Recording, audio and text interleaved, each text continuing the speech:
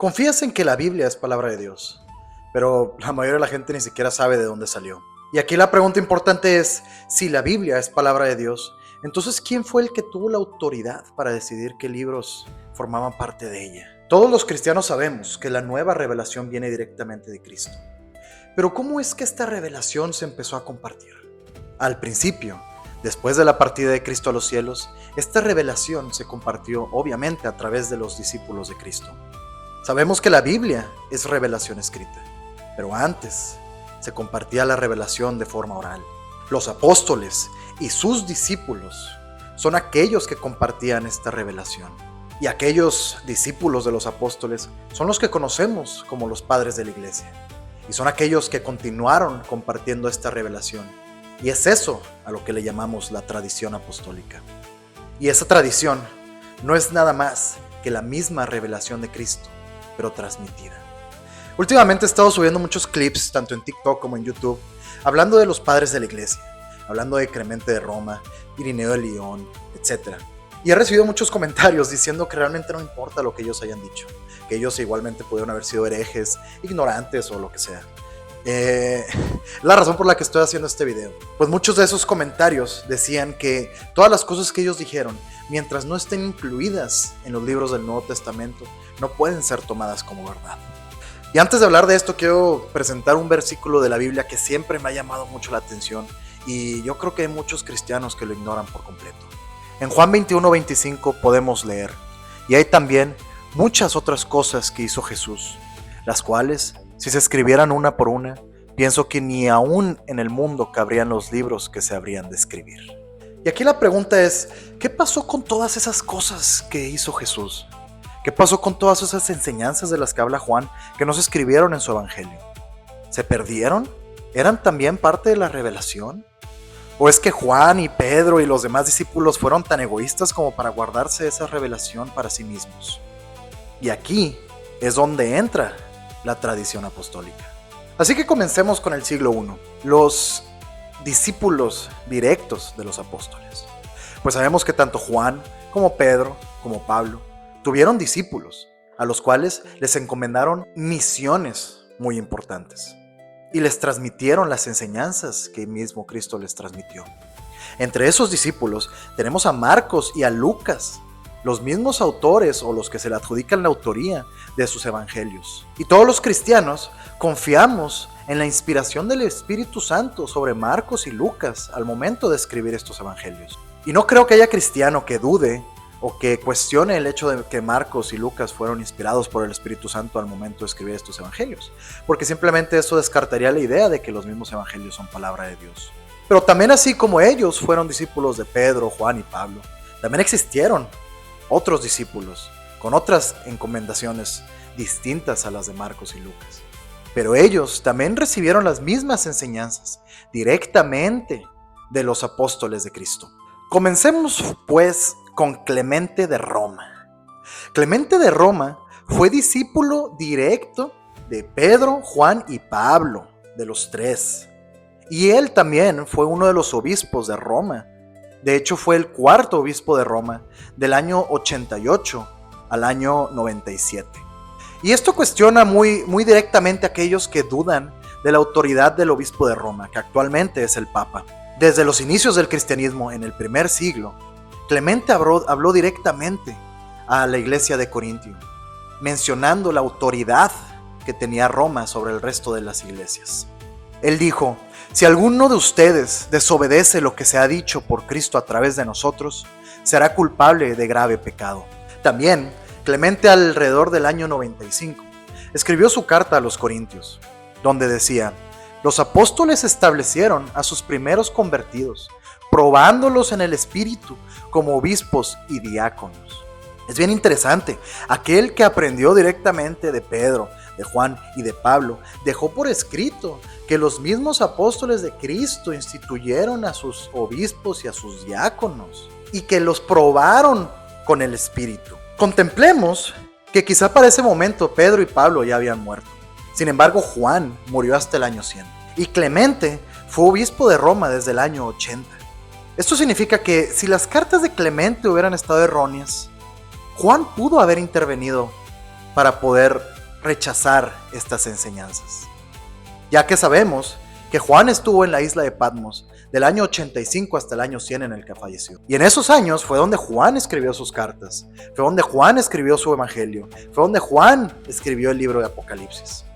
Entonces, si Juan hubiera sabido que existían personas como Clemente de Roma hablando erróneamente sobre la sucesión apostólica, ¿por qué Juan no mandó alguna carta precisamente hablando sobre este error? ¿No es esta una razón suficiente para creer en la institución de los obispos? ¿No es esta una razón suficiente para creer en la autoridad del obispo de Roma? Continuando con la línea de sucesión apostólica de Juan, hablemos de Papías de Hierápolis. Precisamente Papías habló muy claramente sobre cómo él creía que la tradición oral era inclusive más valiosa que la misma tradición escrita. Él mismo dijo: si venía alguien que había seguido a los presbíteros, yo preguntaba cuidadosamente qué habían dicho. ¿Qué había dicho Pedro, Andrés, Felipe, Tomás o Juan o Mateo? Porque no pensaba que lo que viene de los libros me aprovechara tanto como lo que viene de la voz viva. La pregunta aquí es, ¿por qué algunos dicen solo la Biblia es fuente de verdad?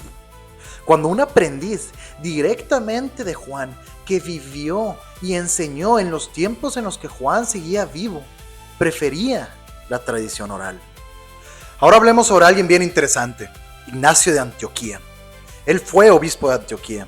La iglesia de Antioquía fue fundada por Pedro, siendo Evidio el primer obispo elegido directamente por Pedro, y después de él le siguió el mismo Ignacio de Antioquía, quien fue obispo después del año 70. Y curiosamente él, siendo discípulo directo de Pedro y de Juan, decía este tipo de cosas sobre la Eucaristía. Se abstienen de la Eucaristía y de la oración, porque no confiesan que la Eucaristía es la carne de nuestro Salvador Jesucristo, la cual padeció por nuestros pecados. ¿No es interesante que alguien que aprendió directamente de Pablo y de Juan y de Pedro, y fue sucesor de una iglesia instituida por el mismo Pedro, hablara así de la Eucaristía? Inclusive defendiendo el hecho de que la Eucaristía es sangre y carne verdadera de Cristo. Esto me deja pensando, porque hay algunos cristianos que no creen que la Eucaristía sea carne de Cristo y que creen que simplemente es un simbolismo. Y también el mismo Ignacio habla de cómo la Eucaristía está ligada a los ministros legítimos instituidos por los mismos apóstoles. Que nadie haga nada de lo que pertenece a la iglesia sin el obispo. Considera válida la Eucaristía que se celebra bajo el obispo o por quien él haya autorizado. ¿Qué nos dice esto? Nos habla de la autoridad de los obispos instituidos por los apóstoles. Nos habla de que únicamente los ministros instituidos por los apóstoles son los que tienen la autoridad de hacer y deshacer con respecto a la misma Eucaristía. Esto me deja pensando sobre muchos cristianos protestantes que dicen también compartir y celebrar la partición del pan como lo hizo Jesucristo. Sin embargo, sus ministros son ministros instituidos a través de la sucesión apostólica. ¿Qué autoridad tienen los ministros de aquellas iglesias? Y algo bien importante también, para aquellos que dicen que la iglesia católica fue fundada por Constantino en el siglo IV, el mismo Ignacio de Antioquía mencionaba estas palabras: donde Jesucristo está, ahí está la iglesia católica. Él fue el primero en utilizar el término de la iglesia católica. Y finalmente, en su carta a los Traianos también dijo: ¿por qué, cuando sois obedientes al obispo como a Jesucristo, es evidente para mí que estáis viviendo no según los hombres, sino según Jesucristo? Cuando son obedientes al obispo. ¿Cuántos cristianos en este mundo no son obedientes al obispo? Porque cuando somos obedientes al obispo no vivimos según los hombres, sino según Jesucristo. Pero aquí la pregunta es, ¿qué tan válidas son las palabras de Ignacio de Antioquía? Un discípulo de Juan, de Pablo, instituido obispo de Antioquía directamente. Y la pregunta aquí es, ¿sus palabras son verdad? ¿Son revelación transmitida? ¿Estas palabras son las enseñanzas de los mismos apóstoles de Cristo? Lo que sí sabemos es de que ninguna de estas palabras contradice a la Biblia. Y eso, que en el momento en el que estas palabras fueron dichas, los libros del Nuevo Testamento todavía estaban terminándose. ¿Y por qué confiar en Marcos y en Lucas cuando escribieron sus evangelios? Pero no confiar en Clemente de Roma, en Papías de Hierápolis y en Ignacio de Antioquía. Dudar de la importancia y la verdad en las palabras de ellos es también dudar del criterio y del discernimiento de Pablo, de Pedro y del Juan al momento de nombrar a ellos como sus discípulos. Es dudar de su criterio al momento de dejarlos a ellos como sus sucesores. El decir que las palabras de Clemente, de Ignacio y de Papías son erróneas, es decir, que Pedro, Pablo y Juan se equivocaron al enseñarles y al nombrarlos como discípulos. Y ahora quiero hablar de otro discípulo de Juan llamado Policarpo de Esmirna, quien en su carta a los filipenses él escribió: porque ni yo ni otro como yo puede compararse a la sabiduría del bienaventurado Pablo, quien cuando estuvo entre nosotros enseñó con precisión y firmeza la palabra de la verdad. Por lo tanto, permanezcamos firmes en lo que nos ha sido entregado y sigamos el ejemplo del Señor. Sabemos que él seguía muy firmemente las palabras que le fueron enseñadas por Pablo. Lo admiraba y él seguía exactamente lo que le fue transmitido. Y aquí lo interesante es de que Irineo de León fue discípulo de Policarpo de Esmirna. Y él afirmaba lo siguiente. En su carta contra las herejías dijo: así como Eva, habiendo desobedecido, se convirtió en causa de muerte, así también María, obedeciendo, se convirtió en causa de salvación para todo el género humano. ¿Esto es herejía? ¿Irineo estaba incorrecto? ¿Estaba enseñando la mentira? Aunque él haya aprendido del mismo Policarpo, quien defendía permanecer en la firmeza de lo que haya sido entregado por Cristo a través de los apóstoles. Y por esos mismos tiempos, igualmente Justino Mártir afirmaba y defendía la idea de María como la nueva Eva. Justino vivió en la misma generación de los antes mencionados. Justino vivió junto con Policarpo de Esmirna y Papías de Hierápolis, y todos enseñaban la misma fe. Tanto Irineo de León como Justino Mártir no se inventaron nada. Compartieron las enseñanzas que aprendieron de los discípulos de los apóstoles. Pero ahora vamos a avanzar un poquito más en la historia, yéndonos un poquito más allá del primer siglo. Marcos, el evangelista, después de escuchar las enseñanzas de Pedro en Roma, fundó la iglesia de Alejandría. Y él fue el primer obispo en Alejandría. Y de esa misma línea de obispos, 3 siglos después, fue nombrado obispo Atanasio de Alejandría. ¿Y por qué es importante Atanasio de Alejandría? Pues él fue el primero en mencionar los 27 libros que tenemos actualmente como Nuevo Testamento. Fue el primero en decir que estos son los libros que debemos de seguir y utilizar como palabra de Dios. Y con ello sentó un precedente, rechazando algunos evangelios apócrifos, como los evangelios de Tomás o de Pedro. Y también rechazó algunos otros escritos gnósticos. Y él mismo dijo: en estos 27 libros solamente se proclama la enseñanza de la piedad. Nadie añada a ellos, ni nadie quite nada de ellos. ¿Y con qué autoridad definió esto? De haber estado equivocado, pudo haber dejado fuera algunos de los evangelios que tenemos actualmente. O pudo haber dejado fuera el libro de Apocalipsis, que era un libro bastante controvertido en esa época. O como dijimos, pudo haber incluido alguno de los evangelios apócrifos, como los de Tomás o de Pedro, o alguno de los otros muchos escritos que no estaban incluidos, o que no están incluidos actualmente en nuestro canon bíblico. Entonces yo diría que es correcto confiar en su criterio. Y no solo en su criterio, sino decir que él tuvo la inspiración del Espíritu Santo para poder compartir lo que él consideraba los 27 libros que formarían parte del Nuevo Testamento. Es correcto decir que tuvo inspiración divina al enseñar esto. Porque de decir lo contrario, entonces ¿qué confianza le damos al canon bíblico que tenemos hoy en día? Pero aquí viene la sorpresa. El mismo Atanasio de Alejandría también escribió en su carta a los arrianos: el Verbo tomó carne de María, la Virgen, la Madre de Dios. Y aquí estamos en aprietos, porque aquel que tuvo la autoridad de definir lo que eran los 27 libros del Nuevo Testamento, también decía que María era la Madre de Dios. Entonces con esto ya no creemos que la verdad salía de él. Entonces con esto él es un hereje. Entonces con esto él es un idólatra. Pero entonces, ¿cómo es que puedes confiar en tu canon bíblico? Un hereje idólatra ayudó a definir qué es palabra de Dios y qué no es palabra de Dios.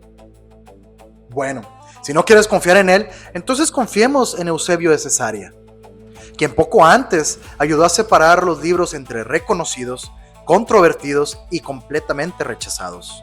Entre los libros discutidos, él mantenía al libro de Apocalipsis, y entre los rechazados están los apócrifos anteriormente mencionados. Él fue obispo de Cesarea en el IV siglo, y lo interesante aquí es de que la tradición apostólica de Cesarea viene directamente de la Biblia. En Hechos 10, Pedro abre la iglesia de Cesarea hacia aquellos quienes no eran judíos, aquellos a los que se les llamaban gentiles, y entre ellos estaba un hombre llamado Cornelio. Cornelio fue el punto de inflexión en esa comunidad, y él recibió el Espíritu Santo directamente de Pedro y fue confesado y bautizado por él. Quizá así podemos confiar un poquito más en el criterio de Eusebio al definir y dividir cuáles eran los libros rechazados y los libros aceptados. Sin embargo, Eusebio también defendía y enseñaba la sucesión de los apóstoles. En cada sucesión, en cada ciudad, todo se mantiene tal como lo enseña la ley, los profetas y el Señor.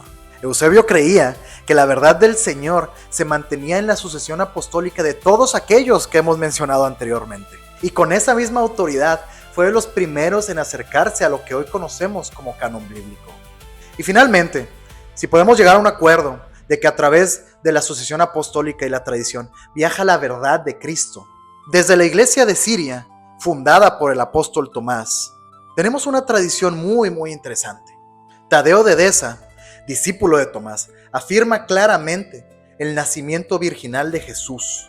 Y de ahí sigue la misma tradición de Siria, hasta llegar al conocido Efrén el Sirio, quien fue diácono de Siria a inicios del siglo IV, que hablaba muy directamente sobre lo que creía de María. Él creó los primeros himnos de la Natividad, hablando de una María sin mancha, diciendo que era inmaculada y hablando con gran lenguaje vocacional.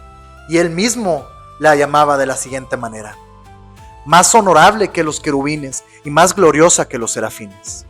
Cabe mencionar que él no hablaba como un individuo más, hablaba como parte de la tradición apostólica viva en Siria, una de las iglesias más importantes de aquel entonces. Sus propios himnos se usaban en la liturgia, combatían las herejías y defendían la encarnación de Dios en Cristo.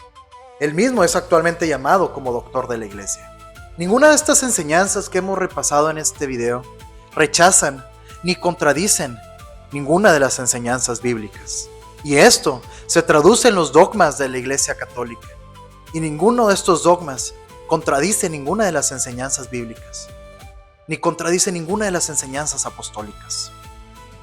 Todos los dogmas católicos tienen su raíz bíblica y apostólica. Y no estoy queriendo decir que la tradición es palabra de Dios. La tradición es autoridad para poder interpretar las Escrituras. La Iglesia Católica no inventó nada. La Iglesia Católica preserva la revelación de Cristo a través de los apóstoles y a través de sus sucesores. Y con esta misma tradición, la Iglesia discierne sobre errores o herejías que han surgido a lo largo del tiempo. Y también, con esta misma tradición, la Iglesia define con autoridad cuando hay algún tipo de confusión, lo cual es completamente normal en un mundo humano en el que vivimos. Ninguno de los dogmas o de las verdades mencionadas en los concilios de Éfeso, de Hipona o de Nicea fueron inventadas en esos momentos. Todas esas verdades, como María siendo Madre de Dios, fueron creídas por los padres de la Iglesia muchos años antes. Y algo bien importante, ninguno de ellos, ninguno de los antes mencionados, inventan o le agregan algo nuevo a la revelación. Simplemente transmiten y disciernen mejor las enseñanzas de la propia revelación apostólica.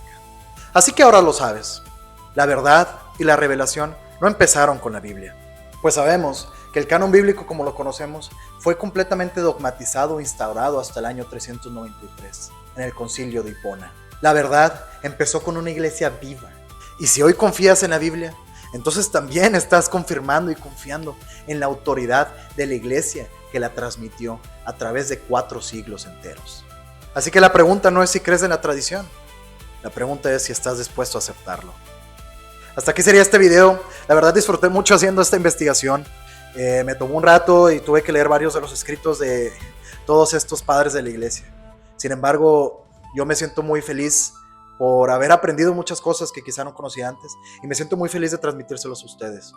Sinceramente, mi objetivo no es tanto refutar a aquellos que no creen en esta verdad, sino ayudar a los mismos católicos a fortalecer su fe y a fortalecer su verdad. Porque yo realmente me siento muy triste de que cada vez más católicos se alejan de la Iglesia Católica. Así que sigamos compartiendo la verdad de la misma y sigamos enseñándonos unos a los otros para así poder fortalecer la verdadera fe que viene directamente de Cristo a través de los apóstoles y que ha llegado hasta nuestras manos el día de hoy en la Biblia.